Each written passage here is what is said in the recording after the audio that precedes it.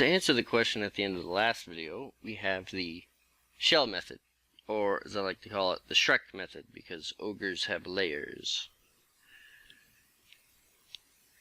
So this is section 6.3.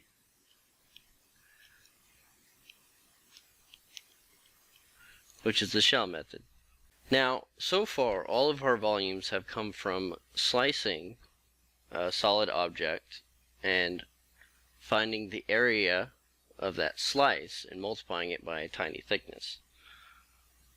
But the way the shell method works is kind of like a roll of toilet paper. I wrap layers around some kind of a center of my object, and I'm going to find the area of the side of each layer and multiply that by a tiny little thickness. So for our sine example,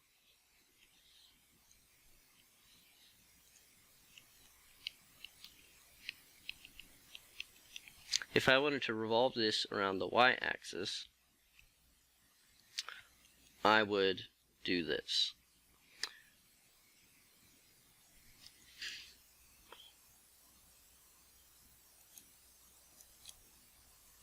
I'm going to make a cut here at some x, and I'm going to follow this cut as it revolves around the y-axis. So that's going to trace out some big cylinder. Now I'm going to find the area of the side of this cylinder and multiply it by a thickness dx, because if I gave a little bit of thickness to this, then I'm going to have a cylinder part with a little bit of thickness. And the reason this is going to help me is because if I take a cylinder and I insert a cut and unroll it there, I'm going to end up with a rectangle. Whoops.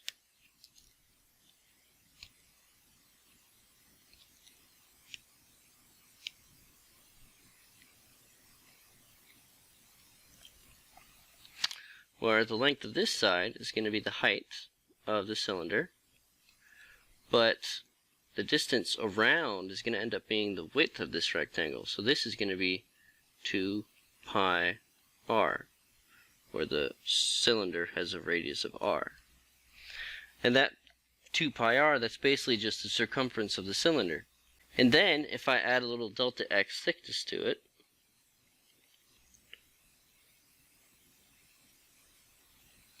then I'm going to have a little volume. So the idea behind the shell method is I layer up a bunch of these layers and add up the volume of each layer of the cylinder. It's often compared to a toilet paper roll, because you can unroll that, and if you cut it somewhere, then you're going to have a whole bunch of rectangular sheets of toilet paper, which all have very tiny thickness, but when you add them all up, they come up to be a fairly significant volume.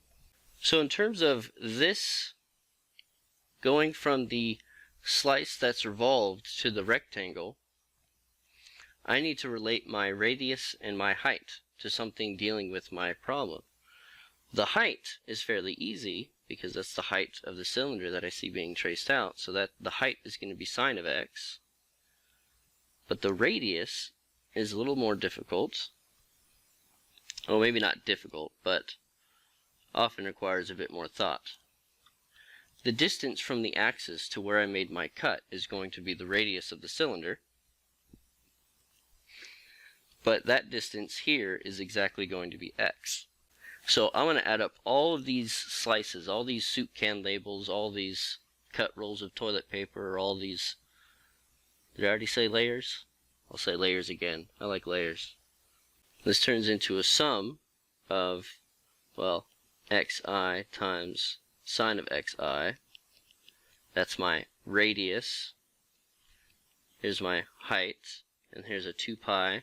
And if I add up all of these chunks, multiply by a delta x, that's my thickness.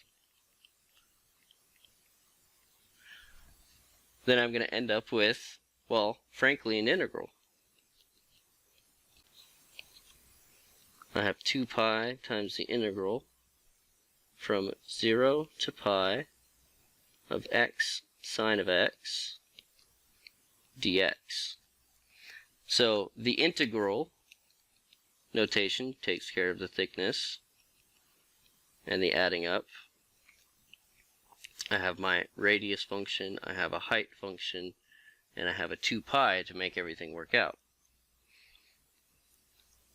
And you can see how here integration by parts is really going to come in handy for a bunch of problems if they're not polynomials.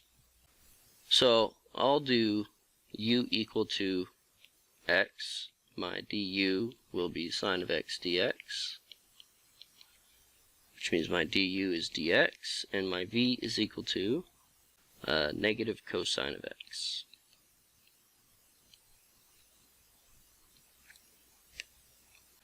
So to evaluate that integral, I should have u times v, negative x cosine of x, minus the integral of v du, that's a negative again, so plus cosine of x dx. I should be evaluating from 0 to pi on both of these parts. I've been a little sloppy about that. Negative x cosine of x plus the integral of cosine of x is sine of x. That's from 0 to pi, giving me the value of negative pi times actually negative 1 plus 0 minus 0 plus 0. Okay, great. But I can't help but feel that I forgot something, because I've actually got this 2 pi here sitting out in front of my integral, and I forgot to carry that through my integration by parts. So let's fix that.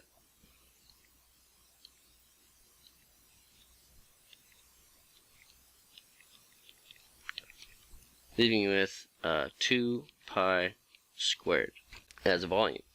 But what if I needed to revolve around something other than the y-axis? What that's going to do is it's going to change how I calculate my radius for my function. So I have to be really careful with these problems. So to see that, why don't we try this again. Same function,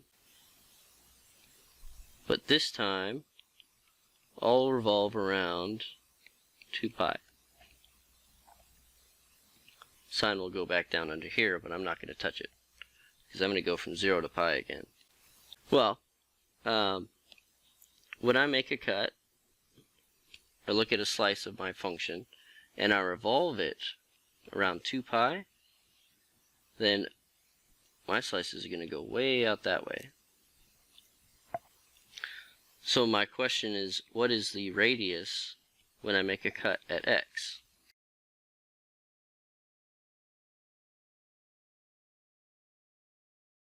So if we're trying to find the volume of the solid obtained by revolving the region between f of x equals sine of x and the x-axis around x equals 2 pi, and we're using the region from 0 to pi, then we're going to set up our integral similar to the way we did the first time. I'll have pi, I'll have 2 pi,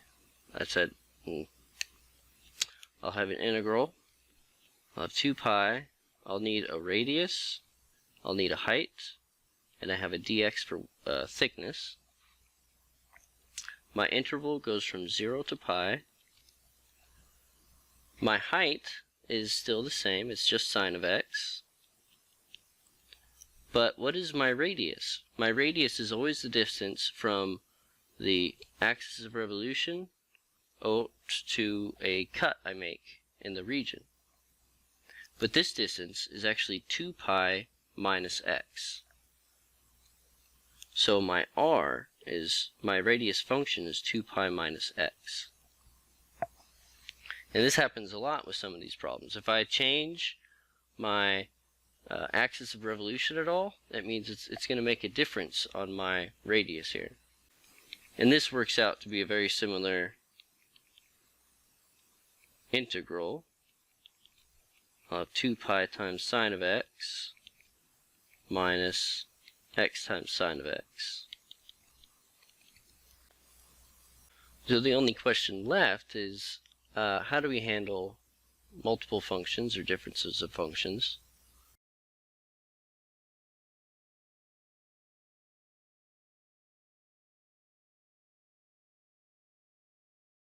So what I have is the region R is the region bounded by f of x equal to negative x squared plus 8x minus 12 and g of x equal to x minus 2. I want to find the volume of the solid obtained by revolving R about the line x equals 5. So what I should do is attempt to graph these. So I would like to factor f of x. And if I think about it, I think I can use 2 and 6, so they're going to have the same sign and they're both negative, so x minus 2 times x minus 6. Which is convenient for g of x because it also has an x minus 2. So if I try to graph these,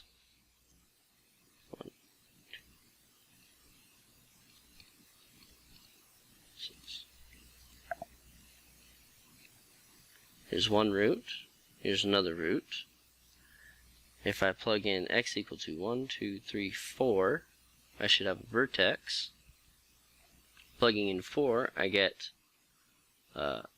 2 times a negative 2, and it's negative, so we have positive 4.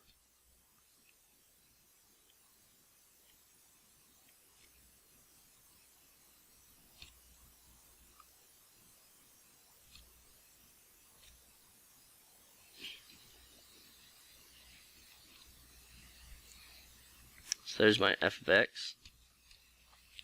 My g of x is x minus 2, which is, it hits here and it has a slope of 1. So it looks like it goes right through here.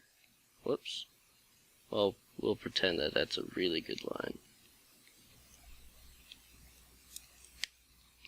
So let's say, nope. The line is g of x, and the curve is f of x. And I want the region bounded by these two functions, so it looks like I'm looking at this guy right here. And I want to revolve around x equals 5.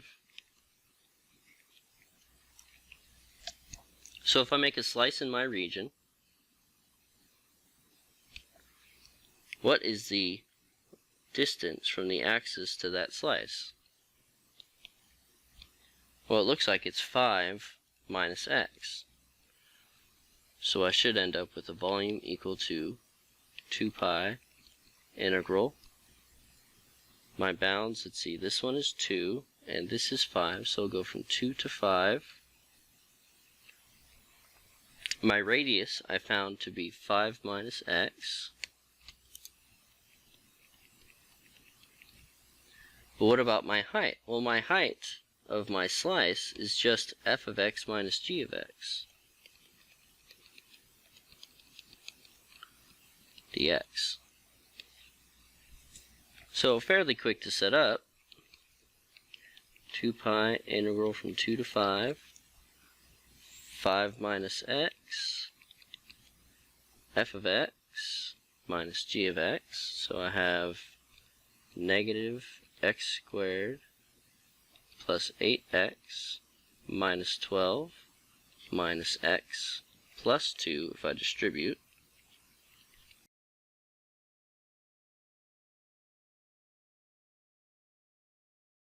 If I was lazy and I didn't mind doing the extra work, I could theoretically do this with integration by parts, but that would be kind of silly because I just have a polynomial, so I might as well multiply it out.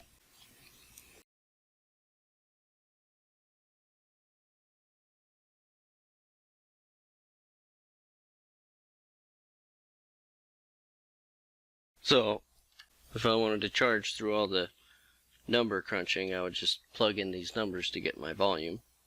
But that's not particularly helpful at this point. So, in general, what I have for this shell method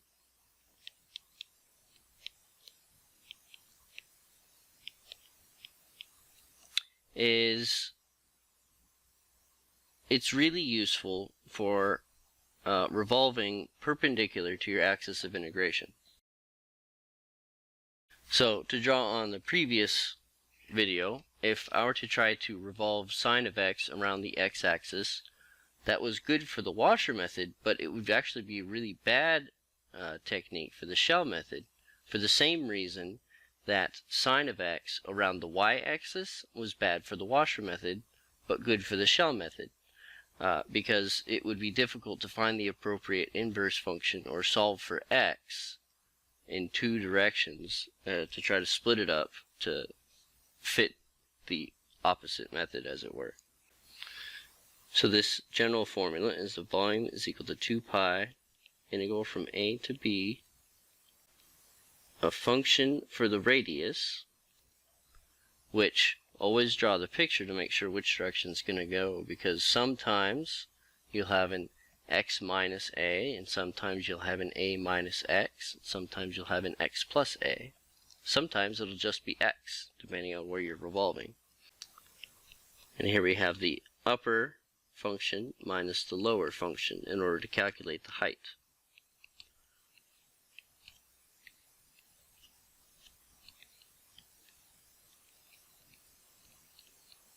So, when faced with a volume of revolution problem, you should read it and draw the picture and determine which one of the two methods is going to be more helpful as far as writing an integral. Sometimes you only have one choice, but sometimes you can make both work. For example, this function here, or this problem here, if I wanted to do this with the washer method, I would have to find these heights, or these differences, in order to try to calculate the volume. On the other hand, if I wanted to revolve this around the x-axis, I would be able to easily use the washer method, but the shell method would be more difficult because I would have to turn it sideways and try to solve everything in terms of dy. As with most of Calculus 2, practice between the two is going to help significantly in choosing which one is best. If you get stuck trying to set up one, consider using the opposite technique.